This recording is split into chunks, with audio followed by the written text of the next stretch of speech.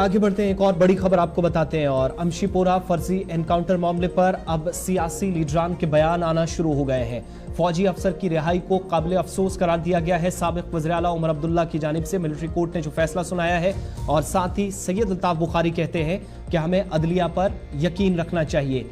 बड़ी खबर इस वक्त, अदलिया पर यकीन रखना चाहिए, सैयद अल्ताफ बुखारी कह रहे हैं।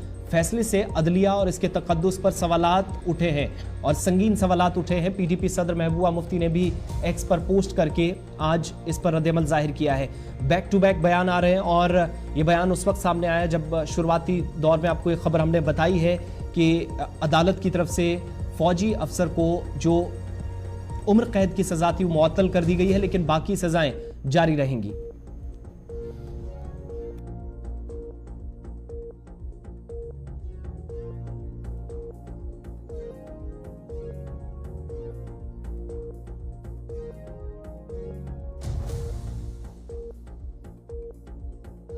जलसे से खिताब कर रहे थे टंगमर्ग के अंदर, उन्होंने भी रद्द-ए-अमल जाहिर किया। अल्ताफ बुखारी कहते हैं कि अभी केस खत्म नहीं हुआ, और यह हकीकत भी अभी केस खत्म नहीं हुआ है, क्योंकि फौज की तरफ से जब कोर्ट मार्शल किया गया था, या फौजी अफसर जो मुजरिम करार दिया गया था, जिसने एतराफ़ी जुर्म भी किया था, एतराफ़ी बयान भी जारी किया बाद में जो है वो दिया था इस शख्स ने, तो अमशीपोरा का ये एनकाउंटर जो 18 जुलाई 2020 को हुआ था, फर्जी एनकाउंटर, जिसमें 3 नौजवान मारे गए थे और तीनों का ताल्लुक राजौरी से था, तीनों मजदूर थे।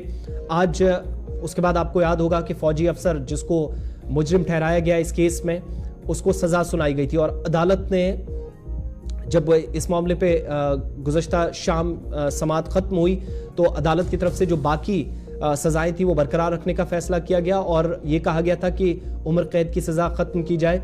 वो तो खत्म कर दी गई, साथ ही साथ उन्हें जमानत भी दी गई, लेकिन मुकम्मल तौर फौजी अफसर को भी राहत नहीं मिली है। लेकिन साथ साथ बयान आना शुरू हुए हैं। महबूबा मुफ्ती कहती है कि उन्होंने मुतासरीन के वालिद से भी बात की है, उनके घर वालों से उनकी बात हुई, वो भी कह रहे हैं। अब जो बयान इस वक्त काफ़ी ज़्यादा सुर्खियों में है कि वो कह रहे हैं कि इस फैसले को वो चैलेंज करेंगे। जो आर्मी अफसर को राहत दी गई है उनके लिए भी ये हैरान कुन है।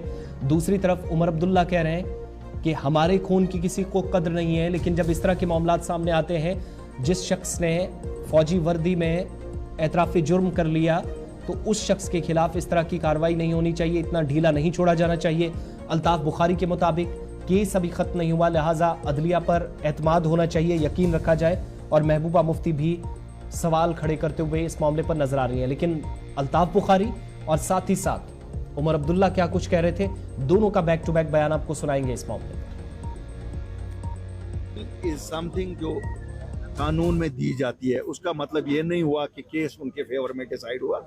हमें यकीन रखना चाहिए हिंदुस्तान की जुडिशरी पे इंसाफ होगा, और खून नाहक आवाज तो देता ही देता है, इसलिए वो खून नाहक बहाया गया है।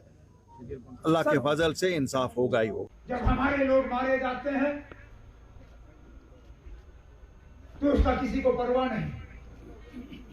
हैरान हुआ मैं देख के कल की खबर,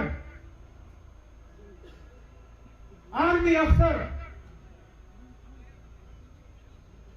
जिसने राजौरी के 3 लोगों को शुपैया में फेक एनकाउंटर में कत्ल करवाया, का जो कोर्ट मार्शल का सिलसिला होता है, उस कोर्ट मार्शल के तहत उसको उम्र कैद की सजा दी गई थी। कल रिहा करके उसको खुला छोड़ दिया गया। कितने अफसोस की बात। हमारे लोग जो बिना किसी इल्जाम के जेलों में दर बदर की ठोकरें खा रहे हैं, तारीख पे तारीख, तारीख पे तारीख, उनको बेल नहीं मिलता, वो बाहर नहीं आते। कितने सारे हमारे नौजवान 2019 के बाद जेल में, हमारे सरकारी मुलाजिम बिना किसी कार्रवाई के उनको नौकरी से निकाला जाता है। मामूली से मामूली इल्जाम की बुनियाद पे लोगों के घरों के ऊपर बुलडोजर चलाए जाते हैं। उस वक्त इनको कोई परवाह नहीं होती।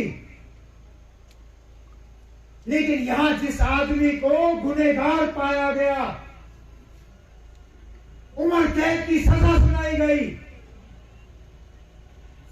रजौरी के 3 लोगों का कत्ल उसके हाथों।